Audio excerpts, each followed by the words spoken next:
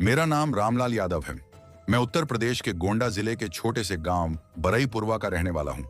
अब उम्र कोई 55-56 के आसपास होगी, पर पहली बार जब मैं उस कब्रिस्तान का चौकीदार बना, तब मेरी उम्र 23 साल थी।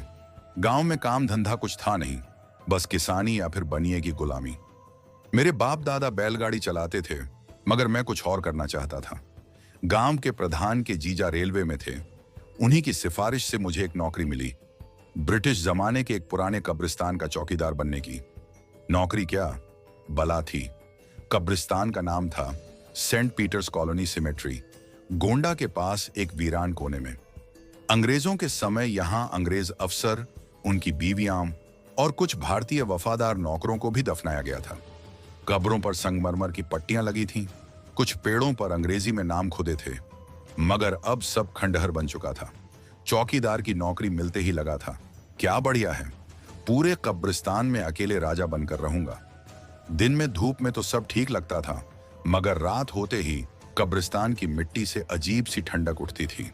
पहले ही दिन जब सूरज डूबा तो ऐसा लगा जैसे कोई सांप रेंगता हुआ मेरी गर्दन में लिपट गया। रात को लालटेन जलाकर गश्त कर रहा था। हर कदम पे सूखी पत्तियां चरमराती थीं। अचानक ठीक वो सबसे पुरानी कब्र के पास मैंने किसी को देखा। एक औरत, लंबी, गोरी, बिल्कुल अंग्रेजों जैसी। उसके बाल घुटनों तक खुले थे, आंखें अजीब नीली चमकती थीं।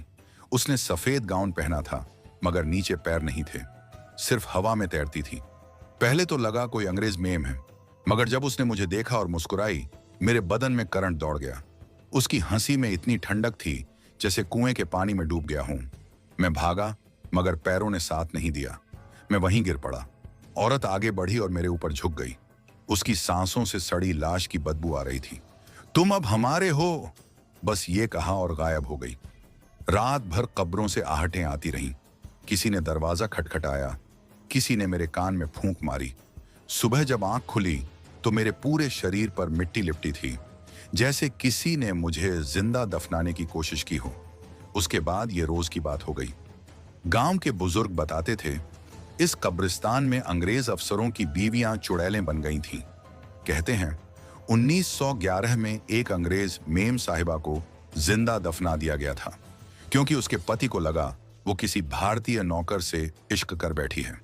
वो चुड़ैल आज भी सफेद गाउन में कब्रों पर भटकती है और चौकीदारों को अपना शिकार बनाती है। एक बार बारिश की रात में कब्रिस्तान के गेट पर बैठा था, तभी फिर वही औरत आई। इस बार उसने मुझे नाम से पुकारा, रामलाल। आवाज में ऐसा जादू था कि मैं खींचता चला गया। उसने हाथ पकड़कर कब्रों के बीच खड़ा कर दिया। आसमान से लाल रंग की बारिश हो रही थी, खून की बारिश।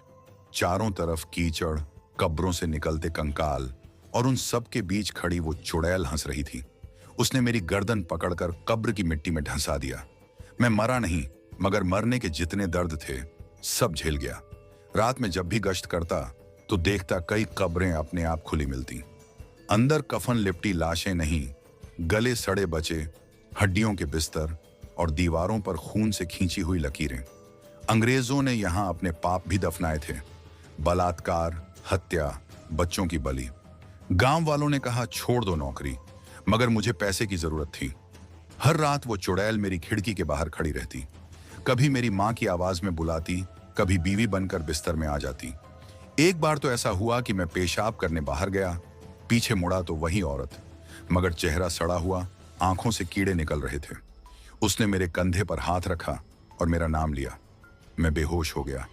आखिरी रात मैंने गांव के सबसे बूढ़े बाबा से कहा, बचाओ बाबा, वो मुझे ले जाएगी।